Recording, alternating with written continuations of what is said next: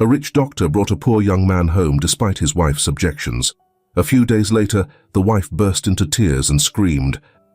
The early morning mist curled like whispers around the jagged rocks of Port Townsend's shoreline.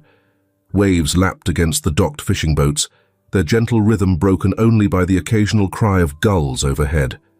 The air carried a salty chill, tinged with the faint aroma of seaweed. The town seemed to breathe in silence, its quaint streets still damp from the night's rain.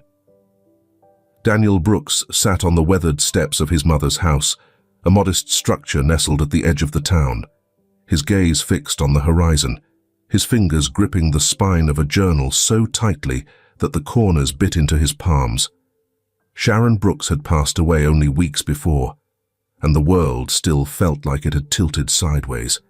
She had been the anchor, the voice guiding him toward his aspirations of becoming a healer, like the generations of Brooks before her.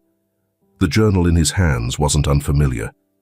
It had always been there on her bedside table, its leather cover scuffed and worn from years of use. He had never dared to open it before, respecting the quiet reverence she held for its contents. But last night, in a moment of desperation and longing, he had turned the key she had left him in her will, unlocking more than he had bargained for. "Your hands look like they're choking that poor thing," came a voice from the doorway. Old Mrs. Henley, their next-door neighbor, was leaning on her cane, her expression soft but tinged with concern. "That journal's not going to run away, boy." Daniel looked up, blinking as if surfacing from a deep pool. Yeah, I guess I'm just figuring things out." Mrs. Henley nodded knowingly and tapped her cane on the porch. "Your mother trusted you with it. Whatever's in there, it's yours to carry now." With that, she shuffled back inside, leaving Daniel to the weight of her words. Alone again, he let out a breath he hadn't realized he was holding. He flipped the journal open to the first page, its faintly yellowed paper emitting the faintest scent of chamomile, a smell that always lingered around his mother. Her handwriting, bold but slanted slightly, filled the page.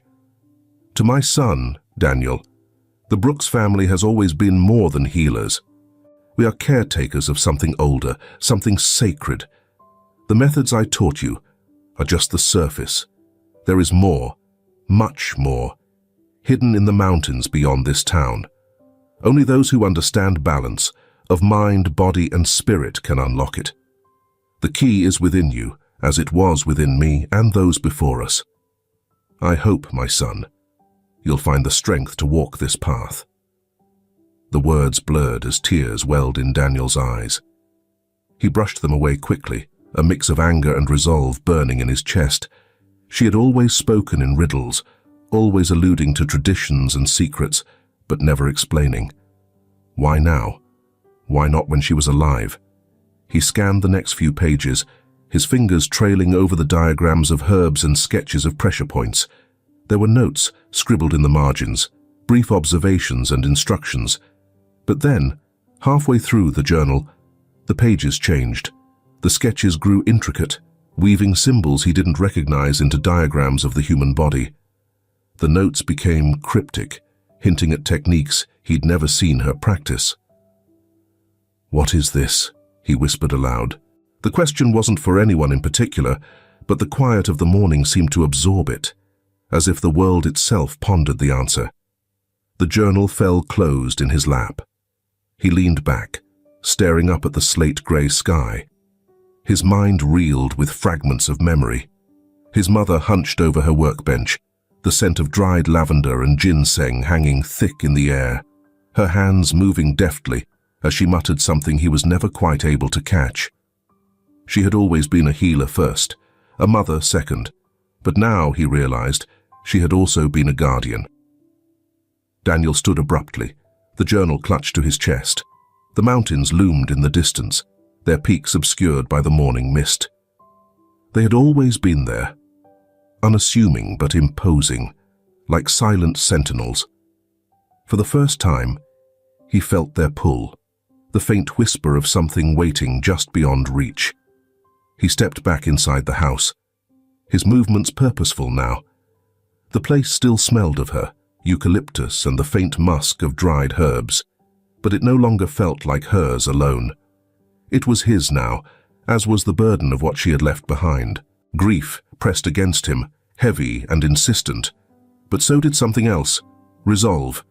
If this journal held the path to the legacy she had so carefully guarded, he would follow it, for her, for himself, for the Brooks name.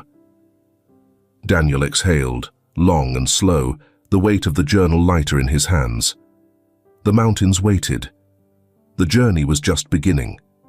The streets of Port Townsend were alive with murmurs as the townsfolk gathered near the newly opened Murray Clinic. The building stood out against the quaint facades of weathered shops and cafes, its sleek modern lines an unapologetic declaration of its owner's wealth and ambition. Glass doors gleamed under the grey morning light, and the polished brass lettering above them caught every curious eye. Murray Medical Center. Inside, Dr. David Murray moved with an efficiency that belied his age. He was in his early 50s, but the streaks of silver in his neatly combed hair only seemed to add to his air of authority. Dressed in a sharp suit beneath his white coat, he navigated the pristine halls with the confidence of a man accustomed to command. Yet, his sharp grey eyes softened momentarily as he passed the reception desk, where his daughter, Emily, stood holding a clipboard. "Emily," he said, his voice a mixture of warmth and expectation. "How's everything looking out here?" Emily straightened, her light brown hair falling into place as she glanced up at him. "Patients are checking in smoothly. I think we're ready." Her voice was steady, but her hands betrayed her, fingers curling just slightly around the clipboard's edge. David's gaze lingered on her for a moment longer than necessary. "Good. I know this isn't easy for you, but you're doing fine." He offered a small nod of approval before disappearing into the next room. Emily let out a breath she hadn't realized she was holding. She turned her attention back to the bustling waiting area, filled with a mix of locals and out-of-towners drawn by the promise of cutting-edge medicine. The low hum of conversation surrounded her, but it felt distant, like static in the background. "Emily, stop slouching," came a sharp voice from behind her. She flinched slightly before turning to face Karen Murray, her mother. Karen was dressed impeccably in a tailored navy suit, her dark eyes narrowing as they assessed Emily's posture. "You represent this family. Act like it." "Yes, Mother," Emily replied quietly, her chin lifting ever so slightly. Karen's gaze softened, just barely, but her tone remained firm. "Your brother would have carried this responsibility without hesitation. You have his brilliance. You just need to apply yourself more." Emily nodded mechanically, swallowing the retort that burned at the back of her throat. Instead, she looked back at the waiting room, focusing on the mundane details: stacked magazines, polished tile floors, a child tugging at her mother's sleeve. David's return cut through the tension like a blade. "Karen, we're ready for the tour," he announced, gesturing toward the clinic's double doors. His voice was calm but firm, the tone of someone used to diffusing situations without escalating them. Karen straightened, her expression smoothing into a polite mask. "Of course." She turned sharply and walked toward the doors, her heels clicking against the tiles. Emily hesitated, her hand tightening around the clipboard again, but David's gentle touch on her shoulder stopped her. "You're doing fine," he said, lowering his voice so only she could hear. There was something in his tone, a quiet acknowledgement of her struggles, though he wouldn't say it outright. Emily managed a small smile. "Thanks, Dad." The tour commenced with David, leading a group of key community members and journalists through the facility. He spoke with measured pride, detailing the advanced diagnostic equipment, the in-house lab, and the patient-first philosophy the clinic would embody. But even as he extolled the clinic's virtues, his gaze occasionally drifted toward Karen, who remained at his side, her polite smile fixed in place. He noticed the way her fingers tightened around the strap of her handbag whenever someone asked a question about their family or mentioned Scott. Scott. The name hung unspoken, but heavy in the air. It was in the way Karen's smile grew brittle and the way Emily's eyes darted to the floor whenever he was mentioned. David felt it too, the ache of loss wrapped in the guilt of moving. He turned back, forcing a practiced smile. "Of course," he said smoothly, but the unease remained, a quiet hum beneath his carefully composed demeanor. Meanwhile, in the quiet of the reception area, Emily sat down for the first time that day, allowing herself a moment to breathe. She glanced out the glass doors and caught sight of Daniel Brooks walking past, his figure framed by the grey sky. He didn't notice her, but for a fleeting moment, she envied the freedom in his stride.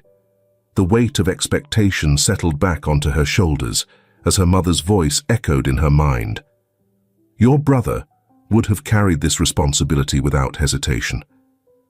Emily closed her eyes, wondering what it would feel like to walk without that weight, even for just a moment. Forward without him. As the tour ended, David lingered in the hall, watching as Karen walked ahead, her posture as rigid as her expectations. He couldn't shake the growing unease in his chest. Karen had always been strong, the cornerstone of their family, but Scott's death had changed her. Grief had hardened into something brittle and sharp, and Emily was bearing the brunt of it.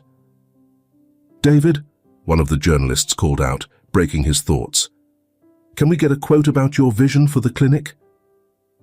The town square buzzed with an energy Daniel hadn't felt in years.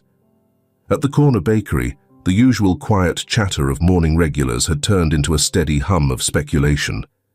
He paused, the smell of fresh bread mingling with the salty breeze from the bay, and listened to the conversation unraveling at the next table. "Have you seen that clinic?" a woman asked, her voice low but brimming with excitement. "I hear it's got machines that can diagnose you in minutes." "And that doctor, what's his name? Murray?" Another chimed in. "They say he's from Seattle. Big shot surgeon or something. Must have made a fortune to set up a place like that." Daniel tilted his head, pretending to stir his tea as the words washed over him. A wealthy doctor moving to Port Townsend to open a clinic? It was an odd choice. The town had its charms, sure, but it was far from the bustling centers of opportunity most professionals sought. "They're even taking walk-ins," an older man said, leaning forward as if sharing a secret. "Seems like he's trying to make a real impression." Daniel sipped his tea thoughtfully, his mind already working.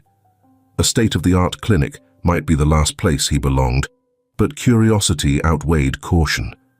If this Dr. Murray was half as good as the rumors suggested, there might be something worth learning, or at least understanding. Finishing his drink, Daniel stood, slinging his bag over his shoulder. The clinic wasn't far, and he had time to spare. "Let's see what all the fuss is about," he muttered, heading toward the sleek new building that loomed over the town's rustic streets.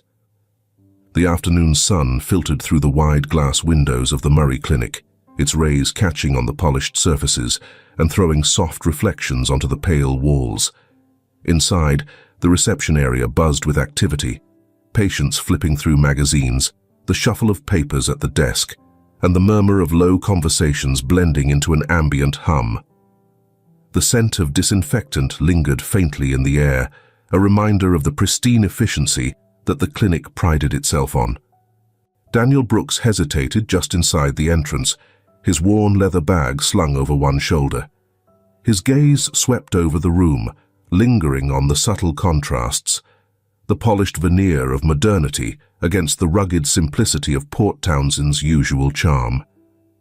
He felt out of place in his simple sweater and jeans, but he straightened his shoulders and approached the desk. "Can I help you?" Emily Murray's voice broke through the low hum. She glanced up from the screen, her light brown hair tucked neatly behind her ears. Her expression was polite but guarded, her eyes flicking over him in quick assessment.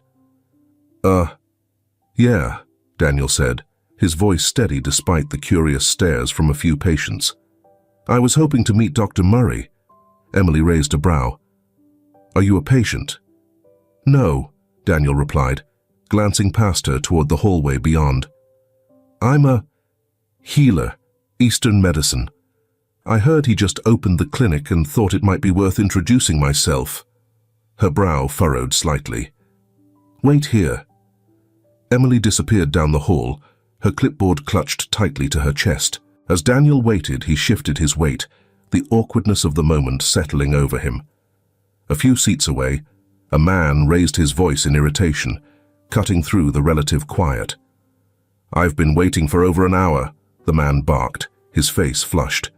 He was broad-shouldered, his movements agitated as he gestured toward the reception desk.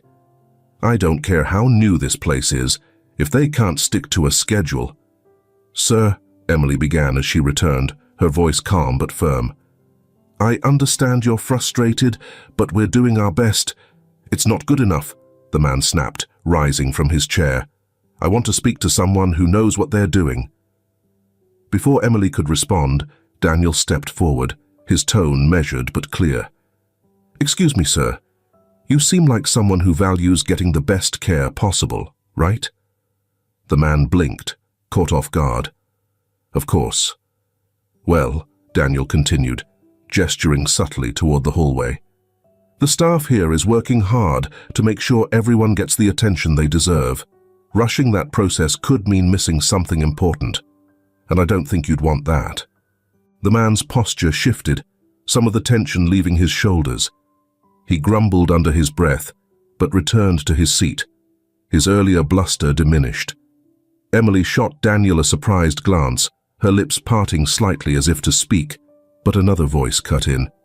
"What exactly is your role here, Mr. Brooks?" Karen Murray's voice carried an edge as she stepped into the room.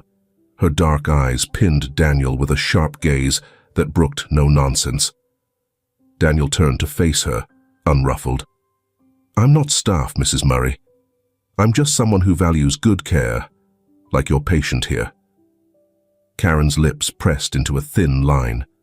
Her tailored suit was as pristine as the clinic itself, her heels clicking sharply against the tiled floor as she approached. "We run a professional facility. We don't need unsolicited interventions, especially from strangers." "Understood," Daniel replied evenly, though his calm demeanor seemed only to irritate her further. "But the gentleman over there was upset, and I thought it was better to help than to let the situation escalate." Karen opened her mouth to retort, but another voice interrupted her. "Karen, that's enough." David Murray entered the room, his tone firm but not unkind. His gaze flicked from his wife to Daniel, assessing the young man with a flicker of curiosity. "And you are?" "Daniel Brooks," he said, extending a hand. "I practice Eastern medicine. Thought it might be worthwhile to connect, considering your clinic is the new hub for healthcare in town." David shook his hand, his grip firm but not overbearing. "Eastern medicine, you say? Not something we typically see in a place like this." "No, but it has its place," Daniel replied. "Sometimes it complements Western approaches. Sometimes it fills gaps." David's expression shifted slightly, a spark of interest breaking through his professional exterior. "Interesting. Let's talk." As the two disappeared into David's office, Karen stood rooted in place, her knuckles white against the strap of her handbag. Emily, who had been watching quietly from the desk, stepped closer. "He wasn't trying to cause trouble, Mom," she said softly. "He was just helping." Karen turned to her daughter, her expression unreadable for a moment before she sighed. "That remains to be seen." In the hallway beyond, Daniel followed David into the office, unaware of the storm he had already begun to stir in the Murray household. The office was a stark contrast to the bustling reception area. The walls were lined with shelves of medical books and certificates, their crisp frames arranged with clinical precision. A single orchid sat on the windowsill, its fragile bloom a rare hint of softness in the otherwise austere room. David Murray gestured for Daniel to sit down. "I must say, Daniel," David began, pouring 2 glasses of water from a crystal decanter, "you've surprised me. Most people wouldn't step into a situation like that with such poise." Daniel took the glass with a nod of thanks. "It wasn't much, really. Sometimes people just need someone to listen." "That's precisely what makes it significant," David said, leaning back in his chair. His expression was thoughtful, measuring. I've seen my share of medical professionals who can diagnose a condition but lack the ability to connect with the person in front of them. You have that. And Eastern medicine, though not my specialty, has always intrigued me. Daniel shifted slightly in his seat. Compliments from a man like David carried weight, but they also made him wary. I appreciate that, Dr. Murray, but I'm not sure where this is going. David smiled faintly. I think there's potential here for both of us. I've always believed medicine should be comprehensive, a blend of approaches that work for the patient, not against them. I'd like to mentor you, teach you what I know, and perhaps learn from you in return. Daniel blinked, caught off guard. You want to mentor me? Yes, David said simply, leaning forward now, his tone serious. I know talent when I see it, Daniel. You have the instincts and dedication. With some formal guidance, you could make a real difference. Before Daniel could answer, a sharp voice cut through the open doorway. David? A word? Karen stood there, her arms crossed tightly over her chest. Her expression was as sharp as the angles of the room. David sighed and stood. Excuse me, Daniel. The conversation that followed wasn't quiet enough to escape Daniel's ears. Are you serious about this? Karen's voice was low but icy. Bringing some stranger into our home? He's not some stranger, David replied evenly. He's a promising young man with a unique skill set. And we don't even know if he's trustworthy, Karen snapped. You think you can just invite anyone into our lives after what we've... She stopped abruptly, her voice catching. When she spoke again, it was colder. We don't need someone like him complicating things. David's reply was calm but firm. He's staying, Karen. This is my decision. Karen's footsteps retreated sharply, the sound of her heels clicking down the hall. Moments later, David re-entered the study, his expression carefully neutral. I won't lie, Daniel, he said. It might not be easy for you here, but I believe it'll be worth it. Daniel hesitated, his gaze drifting toward the window. The mountains loomed in the distance, shrouded in the evening mist. He thought of his mother's journal, of her words urging him to step forward, to find his path. All right, he said finally. I'll give it a shot. David extended his hand again, a gesture of agreement. Welcome aboard. The Murray residence was as grand and imposing as its clinic counterpart. Situated on the town's outskirts, the house was a stark contrast to Port Townsend's rustic charm, all sharp lines and gleaming surfaces. The evening light filtered through floor-to-ceiling windows, casting long shadows across the minimalist furniture and marble floors. The air inside felt cold, not from the temperature, but from the atmosphere, a precision and order that left no room for warmth. Later that night, as Daniel carried his small bag into the guest room, he caught sight of Emily in the hallway. She hesitated, then offered him a tentative smile. Long day? He asked lightly, adjusting the strap of his bag. She nodded. My mum can be intense. Daniel chuckled softly, sensing the understatement. I'll keep that in mind. Emily glanced at him, her expression more open now. For what it's worth, I think it's good you're here. Dad, he doesn't connect with people easily, but he seems to see something in you. Daniel tilted his head, her words surprising him. Thanks, Emily. That means a lot. She shrugged, her smile growing a little. Don't let her scare you off. I'll try not to, he said, his voice steady but warm. As Emily walked away, Daniel stood alone in the quiet hallway, the weight of this new chapter settling over him. The tension was thick, the stakes high, but for the first time in a long while, hope flickered in the corners of his thoughts. The Murray household was eerily silent at dawn, the kind of quiet that spoke not of peace, but of tightly held control. Daniel woke early, the faint scent of coffee drifting through the halls. He wasn't used to such stillness. It pressed on him like an invisible weight. After getting dressed, He made his way to the dining room, where Karen sat, her posture as rigid as the high-backed chair she occupied. "You're up early," she said, not looking up from her tablet. Her tone was clipped, offering no pretense of warmth. "So are you," Daniel replied lightly, pouring himself a glass of water. Her eyes flicked to him, cool and assessing, before returning to the screen. "David is too trusting," she said abruptly, her words slicing through the air like a blade. "He sees potential in everyone, but potential doesn't pay off for most people. Don't mistake his kindness for anything more than that." Daniel held her gaze, steady, but not confrontational. "I appreciate his trust. I don't plan to let him down."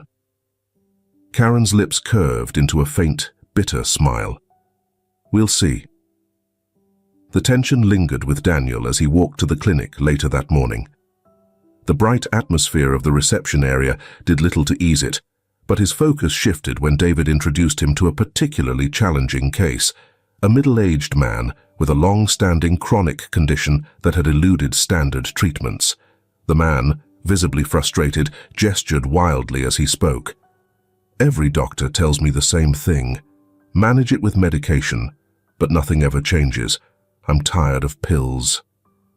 David listened patiently, his expression calm. "Daniel," he said, glancing over, "what would your approach be?"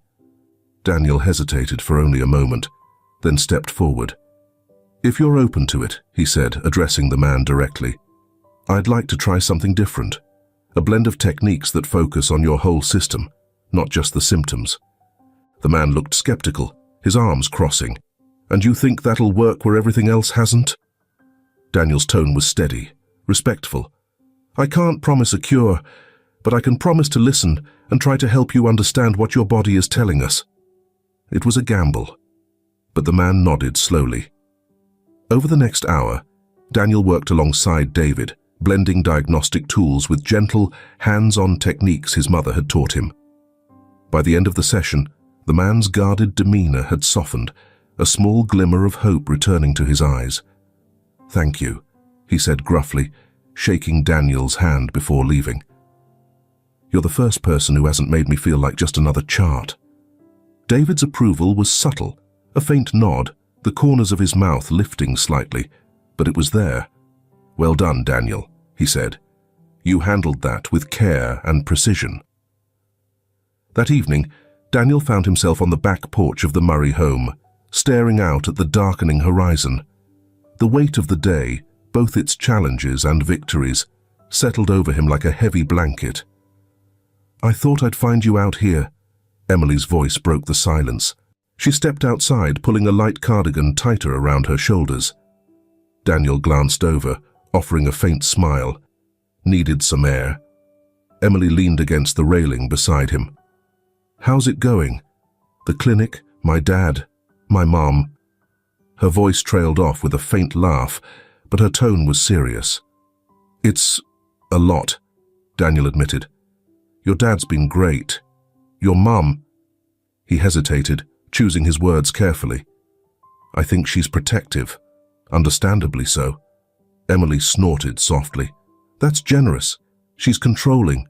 Always has been, especially since—" She paused, her gaze drifting to the distant trees. "Since Scott." Daniel didn't press, sensing the rawness of her words.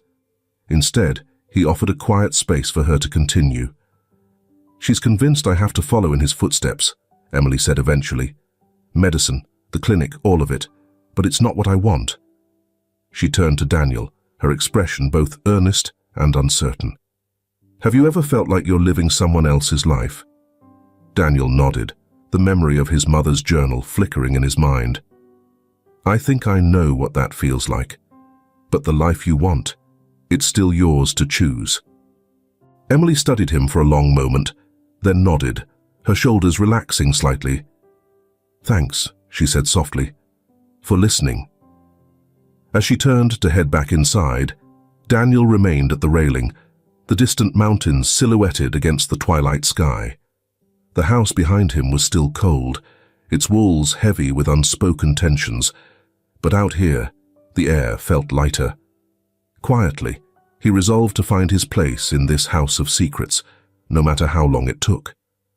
The air in the clinic was quiet, save for the rhythmic tapping of Karen's heels against the tiled floor.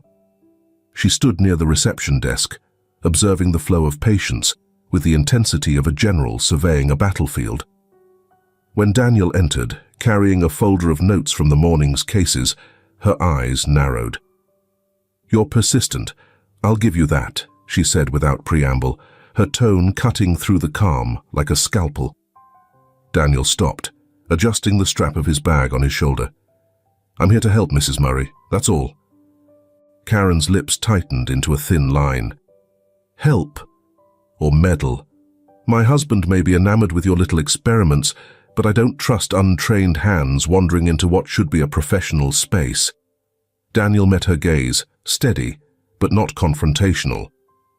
"I understand your concerns, but maybe there's room for more than one perspective here." Her eyes flicked to his hands, calloused and steady, before she turned sharply. "Room," she muttered, walking away, "isn't something we have to spare."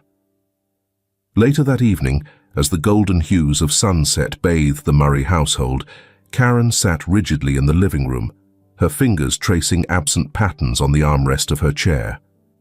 Daniel found her there, her face unreadable as she stared out the wide glass window.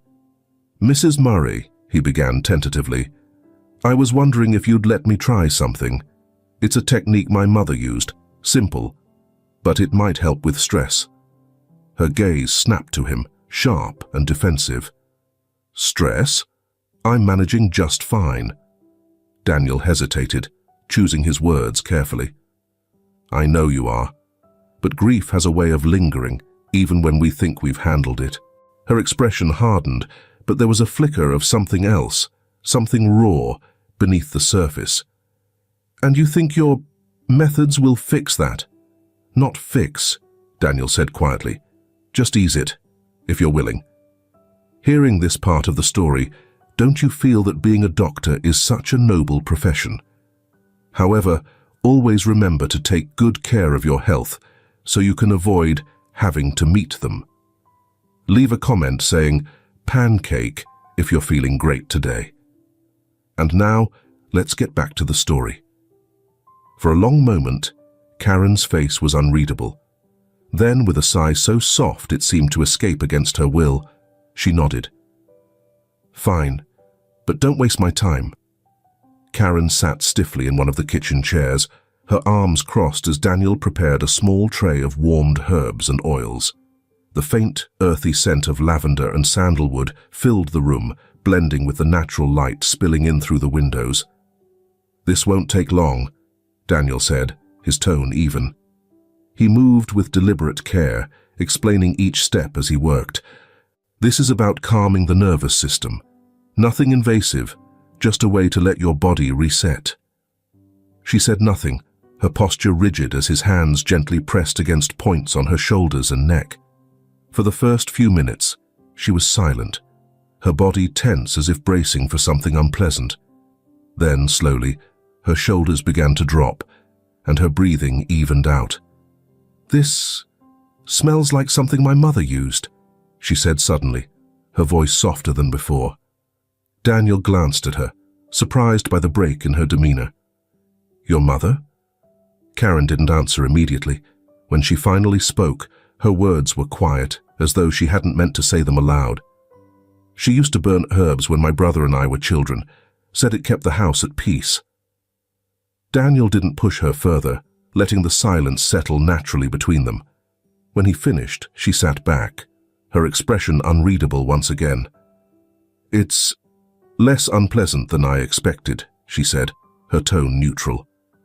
"That's a start," Daniel replied with a small, genuine smile. To his surprise, she didn't snap back.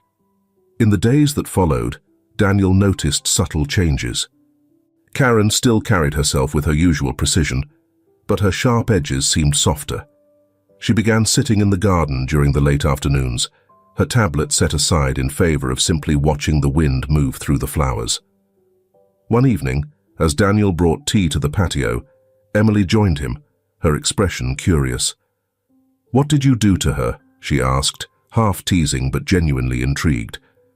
"Just helped her find a moment of calm," Daniel replied. "The rest is up to her." Emily shook her head, her gaze drifting to where Karen sat in the garden, her features relaxed for the first time in years. "I've never seen her like this. Not since—" "Scott?" Daniel offered gently. Emily nodded, her voice quiet. She loved him more than anything. And losing him, I think she lost part of herself too. She's been trying to make me fill that gap ever since. Daniel rested his hands on the tray, his eyes soft with understanding. "You're not him, Emily, and you don't have to be." Emily turned to him, something in her eyes grateful, yet unsure. "It's just complicated, but thanks." Daniel didn't reply, sensing that was enough for now. As Emily walked back into the house, Daniel glanced again at Karen. She caught his eye for a moment and gave the faintest of nods, a small gesture, but one that felt like a step forward. The single desk lamp in the small study Daniel had claimed in the Murray household cast a dim circle of light over Sharon's journal. Low-hanging clouds obscured the distant mountains outside the window, their silhouettes hinting at undiscovered secrets. Daniel leaned over the journal, his fingers tracing the curves of his mother's handwriting. The scent of old paper and faint lavender filled the room, a reminder of the life she had once lived. He had read these pages dozens of times by now, but tonight, something felt different. The words seemed heavier, resonating with a clarity he hadn't noticed before.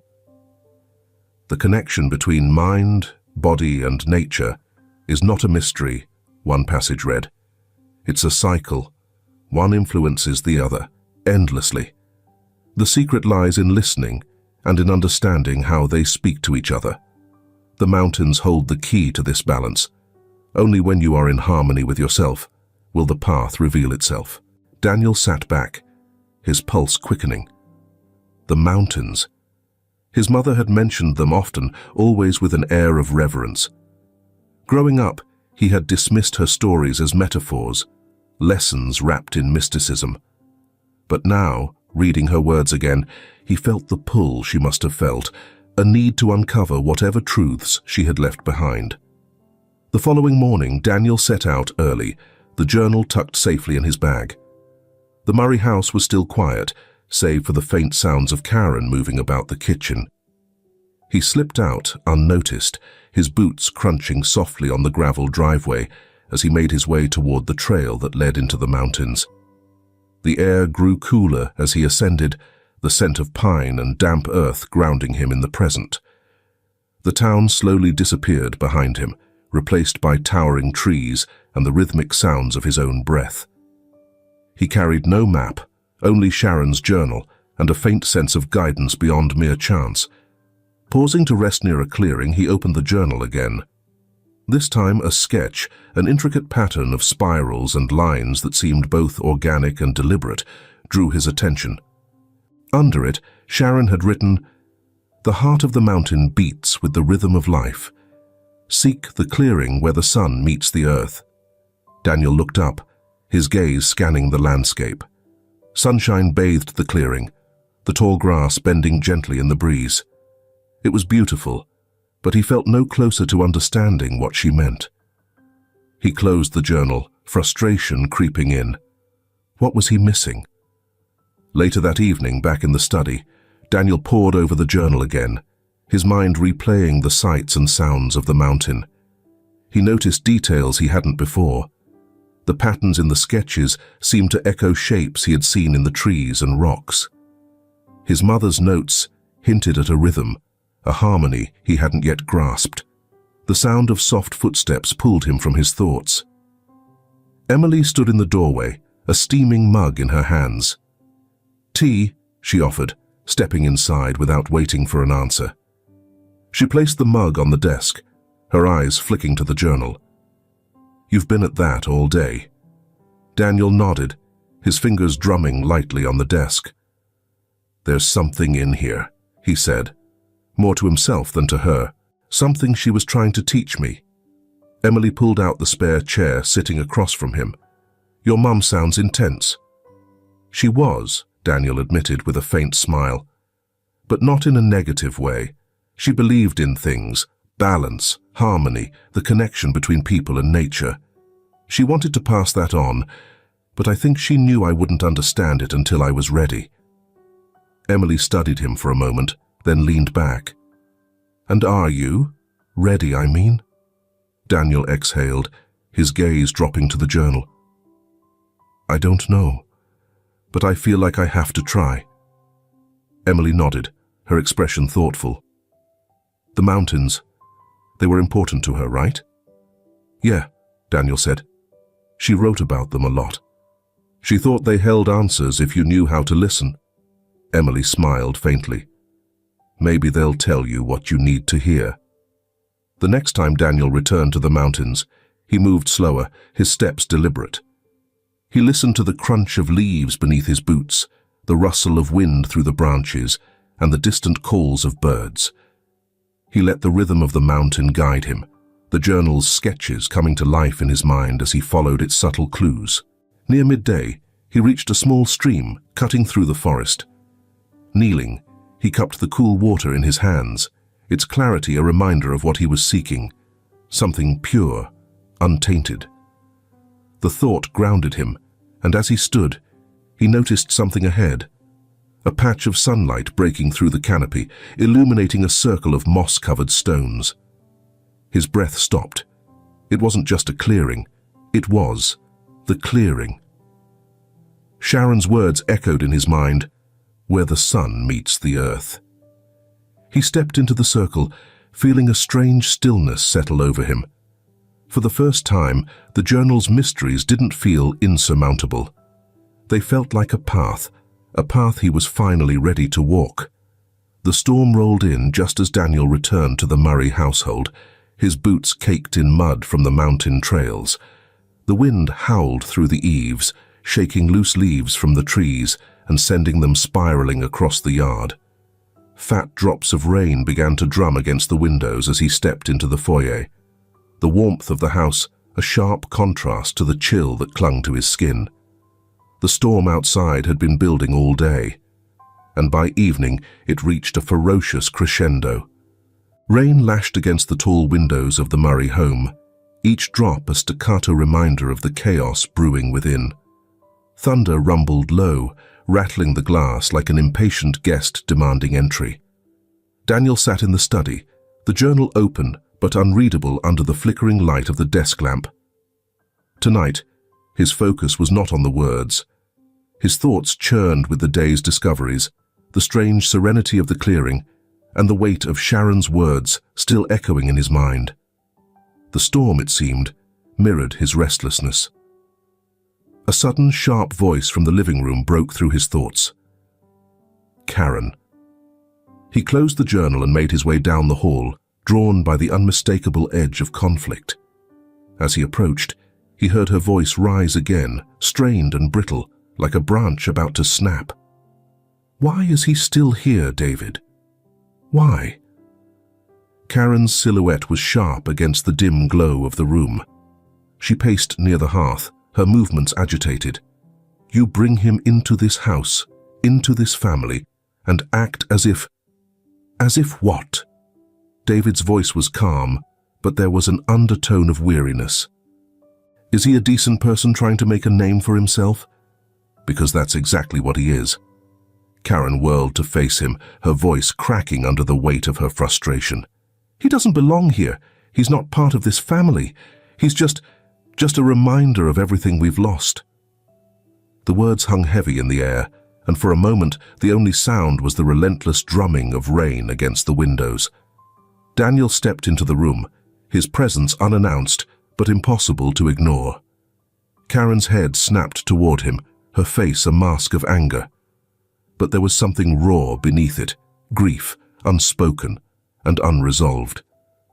You remind me of Scott, she said suddenly, her voice trembling. Every time I see you, it's like he's standing there just out of reach. And I can't... She stopped, her breath hitching as she pressed a hand to her chest. "I can't go through that again." Daniel froze, the weight of her words sinking into him. He hadn't expected this. Her disdain, yes, but not the pain that bled through her anger. Carefully, he stepped forward. "I'm not Scott," he said quietly, his voice steady but soft. "I could never be him, and I'm not trying to take his place." Karen turned away, her shoulders rigid, but he continued. "I know what it's like to lose someone who shaped your world. My mom. She was everything to me. The absence of her left me feeling as though everything had lost its meaning, like I'd never find my footing again." The room was silent, save for the rain and the distant hum of the storm. Slowly, Karen sank into the armchair by the fire, her hands trembling in her lap. "He was my anchor," she whispered, more to herself than anyone else. "The one thing that kept everything steady. And losing him changed everything," Daniel said, kneeling slightly to meet her eye level. "I get that, but pushing everyone else away doesn't bring him back. It just leaves you lonelier."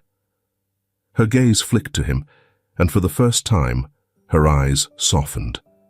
The lines of tension in her face eased, just barely. "I don't know how to stop," she admitted, her voice breaking. "You don't have to figure it out alone," Daniel said. "You've got David, Emily. Even I can assist if you allow it." Karen looked at him for a long moment, her expression unreadable. Then she nodded, the smallest, most tentative gesture, but one that spoke volumes. The storm continued outside, but the atmosphere inside the house began to shift. Later that night, as Daniel prepared to leave the living room, David caught him by the shoulder. "Thank you," he said simply, his voice thick with unspoken gratitude. Daniel nodded. "We're all trying to find our way, right?" David's smile was faint, but genuine. "You have a way of seeing people, Daniel. I think she needed that." As Daniel returned to his study, he glanced back at the living room. Karen still sat by the fire, her hands wrapped around a cup of tea. She looked smaller, less formidable, as if the storm outside had finally coaxed the one within to quiet. The mountains greeted Daniel the next morning with a renewed sense of purpose. The storm had washed the air clean, leaving the sky a brilliant blue and the earth damp but vibrant underfoot. He safely tucked Sharon's journal into his bag, its weight serving as a constant reminder of the legacy he carried.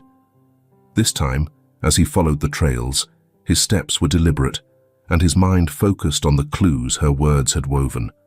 The clearing felt different now. The sunlight filtering through the trees illuminated the moss-covered stones with a golden glow, almost as if inviting him closer. Daniel scanned the area carefully, his eyes catching on something he hadn't noticed before, a faint path, winding deeper into the forest. His pulse quickened as he followed the trail, the scent of pine and earth thickening the air. Then he saw it, a small cabin nestled against the base of a rocky outcrop, its wooden walls weathered, but sturdy. Sharon's journal had mentioned a place where she practiced her craft, a space untouched by time or distraction. This had to be it. Daniel approached cautiously, his hand brushing the smooth wood of the door before pushing it open. The interior was sparse but meticulous. Shelves lined the walls, filled with jars of dried herbs, tools and books whose spines were cracked with use. A table stood in the center, its surface covered with handwritten notes and diagrams that mirrored those in the journal. Sharon had disappeared, leaving everything as it was. He exhaled slowly, his fingers trailing over the objects she had once touched. Here, in this quiet sanctuary, he could feel her presence more strongly than ever. Her teachings weren't just in the journal. They were etched into this place, waiting for him to discover them.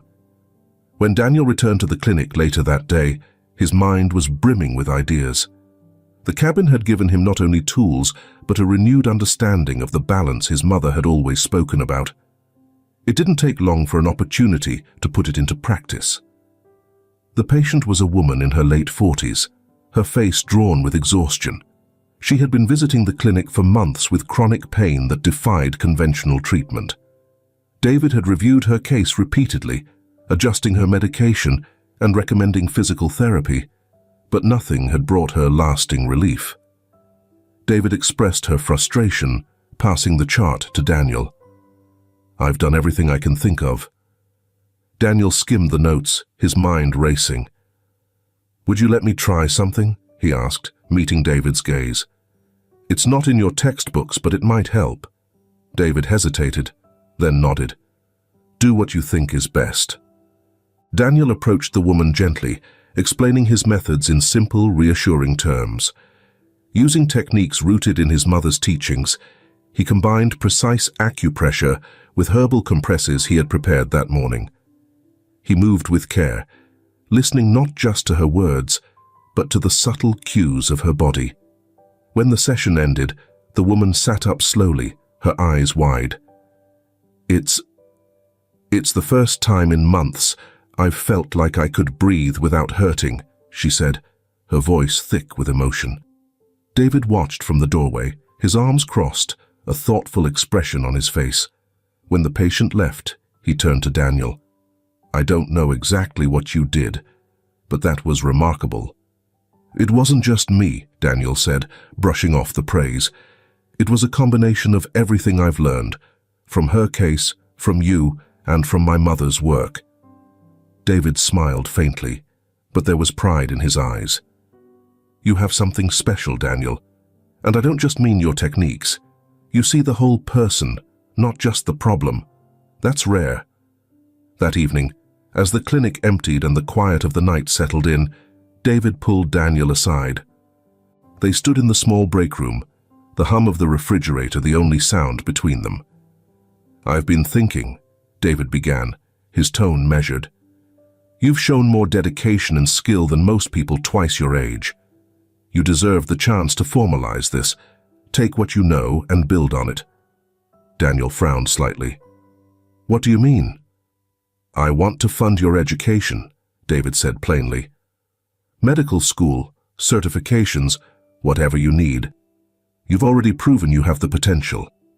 Now let's make it official." Daniel blinked, the weight of the offer hitting him. I don't know what to say." "Say yes," David replied with a small smile. "You've earned it." Later that night, Daniel sat in the study, Sharon's journal open before him. The pages that had once seemed daunting now felt like a guide, each word imbued with a purpose he was finally beginning to understand. The cabin, the patient, and David's support were all guiding him towards a specific destination. For the first time, Daniel felt like he wasn't just walking in his mother's footsteps. He was carving his own path, one that honored her legacy while forging something new. And as he glanced at the mountains through the window, he knew this was only the beginning. The Murray household hummed with quiet excitement. The dining room table was adorned with bouquets of wildflowers, their vibrant colors a cheerful contrast to the stormy skies earlier in the week. The faint smell of roasted vegetables and fresh bread wafted through the air, mingling with the sound of soft laughter from the adjacent room. Emily's high school graduation ceremony had been earlier that day. Now, the family and a few close friends had gathered to celebrate her achievements. She stood near the kitchen, laughing with a friend, her face alight with a joy that had been absent for far too long. Daniel leaned against the doorframe, a glass of water in hand, watching the scene unfold. "She looks happy," David said, stepping beside him. He too wore a rare smile, his shoulders relaxed. "It's been a long time since I've seen her this free." Daniel nodded. "She deserves it. She's worked hard." David's smile faltered slightly, his gaze shifting to Karen, who stood at the far end of the room. She was speaking with one of Emily's teachers, her posture more at ease than usual. "And Karen?" David asked quietly, his voice laced with tentative hope. Daniel followed his gaze. "She's trying. That counts for a lot." As the evening unfolded, Karen approached Daniel while he stood on the back porch, enjoying a moment of quiet. The twilight air was cool but refreshing, the distant mountains outlined against a fading pink sky. "Daniel," she began, her voice softer than he had ever heard it. She hesitated, then gestured toward the garden, where Emily's laughter rang out. "She told me tonight about her plans." Daniel tilted his head. "Plans?" "She wants to study social work," Karen said, her expression unreadable. "She doesn't want to go into medicine.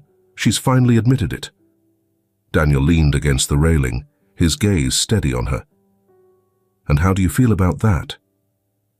For a long moment, Karen didn't answer. Then she let out a breath, as though releasing something she'd held for too long. "I thought it would hurt more," she admitted. "Letting go of everything I wanted for her, but seeing her happy. Maybe it doesn't matter what I want. Maybe it's time I start listening to what she wants." Daniel smiled faintly. "I think that's the first step, and maybe the hardest." Karen nodded, her eyes distant as she watched Emily move through the room inside. "You've been good for this family," she said quietly. "For her. For all of us." Daniel's smile widened slightly, but he didn't respond, sensing the moment needed no reply. As the celebration wound down, Emily gathered everyone in the living room. She stood in the center, holding a small stack of papers, her acceptance letter to the University of New York's social work program. "I just wanted to say thank you," she began, her voice trembling slightly. "To all of you, for supporting me, even when I wasn't sure what I wanted. And to Mom." She turned to Karen, her voice softening. "Thank you for letting me figure this out. I know it hasn't been easy, but I'll make you proud in my own way." Karen, sitting beside David, blinked rapidly, as though fighting tears. She reached for Emily's hand and squeezed it. "You already have." The room erupted in applause, but the moment belonged to mother and daughter, a quiet acknowledgement of how far they had come. Later that night, as Daniel packed the last of his belongings into his bag, Emily knocked on the open door of his room. She leaned against the frame, her arms crossed, her usual teasing smirk in place. "Leaving already?" she asked. Daniel chuckled. "University starts in a week. If I don't leave now, I'll miss the chance to settle in before classes start." Emily's smirk softened into a genuine smile. "You're going to be amazing. You know that, right?" "Only if I survive the workload," Daniel replied, but there was warmth in his tone. "Thanks, Emily, for everything." She hesitated, then stepped forward and hugged him briefly. "You'll come back, won't you? For the holidays or something?" Daniel nodded. "Of course, I've got family here." Emily pulled back, her smile lingering. "Good." As Daniel walked toward the driveway, his bag slung over one shoulder, David and Karen stood by the front door. David clapped him on the back, his expression full of pride. "You're going to do great things, Daniel. I have no doubt about it." Karen gave him a rare, soft smile. "Thank you," she said simply. "For everything." Daniel nodded, his chest tightening with emotion he couldn't quite express. "Take care of each other," he said, his voice steady, "and don't forget to breathe every now and then." The family waved as he drove away, the glow of their porch light shrinking in his rearview mirror. As the road stretched ahead of him, the mountains fading into the horizon, Daniel felt a sense of fulfillment he hadn't expected. His path was only just beginning, but he carried with him the lessons, the connections, and the love that had grown in the Murray household. The future awaited, and for the first time, Daniel was ready to face it. The Murray household, once a cold expanse of polished floors and silence, was alive with warmth and laughter. The dining room table was laden with dishes, a celebratory feast in honor of Emily's return from New York and Daniel's arrival. The walls seemed to hum with a familiar joy, the kind that spoke of bonds mended and futures bright. Daniel, now a doctor with years of experience under his belt, stood near the fireplace, watching the scene unfold. His posture was relaxed, his sharp suit a testament to how far he'd come. Emily bustled about the room, a whirlwind of energy, her voice animated as she recounted a story from her latest outreach project. And he actually said, "I can't believe anyone cares this much about a stranger." Emily laughed, shaking her head. "I told him, that's my job. Helping people isn't about knowing them. It's about believing they deserve a chance." Her cheeks flushed with pride as she looked around the table. "I couldn't have done any of this without you." Karen, seated beside David, smiled softly. The lines of tension that had once etched her face were softer now, replaced by a quiet confidence. She reached for Emily's hand, her voice steady. "You've always had it in you. We just needed to let you find it your way." Daniel gently tapped his glass, attracting the attention of the room as they cleared the dinner plates and refilled the glasses. He stood, holding a small folder in his hand. The conversation died down, replaced by curious glances and a few teasing remarks. "What's this?" David asked, his brow lifting. Daniel grinned. "I've been working on something for a while now, something that wouldn't exist without this family." He opened the folder, revealing a sleek logo and an official-looking document. "I'm opening a wellness center," he announced. "The Murray Wellness Center. It'll blend Eastern and Western practices, combining everything I've learned from my mother's teachings and my time here." The room erupted in applause, but David's face reflected more than pride. It was a deep, quiet gratitude. "You're naming it after us?" he asked, his voice thick with emotion. Daniel nodded. "You believed in me when I didn't even know what I was capable of. This is my way of honoring that." Karen dabbed at her eyes, her voice softer than anyone had expected. "You've given us more than we ever gave you, Daniel." Daniel smiled, his gaze moving to Emily. "That's not true. You all showed me what it means to be part of something bigger than yourself, and I wouldn't trade that for anything." As the evening wore on, the group moved to the living room, where the fire crackled warmly. Emily pulled Daniel aside, her eyes bright with excitement. "Can I come visit the center when it opens?" she asked, half joking. "Maybe I'll bring my team from the shelter." "Always," Daniel replied. "You might even teach me a thing or two about social work." She laughed. "Deal." Nearby, Karen watched them with a mixture of pride and peace. David leaned closer, his voice quiet. "It's nice, isn't it, seeing them like this?" Karen nodded, her lips curving into a rare smile. "It is. It's comforting to know that we've finally found our way." David's hand rested on hers, a silent acknowledgement of the journey they had taken together. As the night came to a close, the family gathered for a photo by the fireplace. The camera captured a moment that conveyed a powerful message. Emily, beaming with the confidence of someone who had found her calling. David standing tall with the quiet pride of a mentor fulfilled. Karen, her hand resting on Daniel's shoulder, her expression softer than it had ever been. And Daniel, surrounded by the people who had become his family, his eyes reflecting the journey that had brought them here. The laughter and chatter continued late into the night, but it wasn't chaotic or overwhelming. It was the sound of a family united, not by blood, but by understanding, growth, and the healing they had given each other.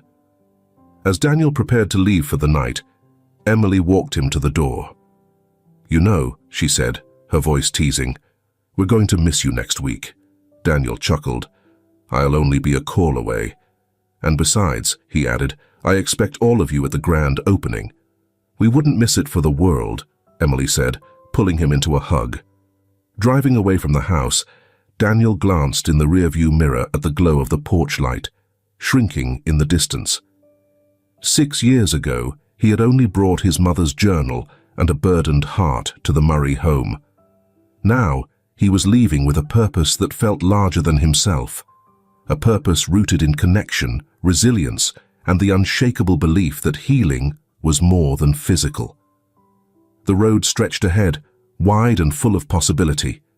And as he drove, Daniel felt the weight of Sharon's legacy blend seamlessly with his own. This wasn't the end of the journey. It was the beginning of a story that had taken years to build.